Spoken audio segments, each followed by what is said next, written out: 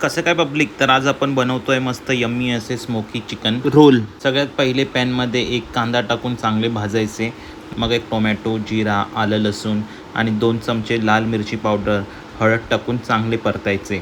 मग त्यामध्ये chop boneless chicken टाकून 5 मिनटासाठी चांगले परतायचे. नंतर 2 ते 3 चमचे मिरची पावडर, चिकन मसाला, मीठ, दही टाकून 12 ते 15 मिनटासाठी चांगले मीडियम फ्लेमवर चांगले चिकन शिजल्यावर गॅस बंद करायचे. आता खूप इम्पॉर्टंट गोष्ट म्हणजे ती आहे स्मोक द्यायचे. एक छोटी वाटी ठेवून त्यामध्ये गरम गरम कोळसा ठेवायचा, मस्त वरून तूप टाकायचे आणि स्मोक आल्यावर लगेच झाकून ठेवायचे.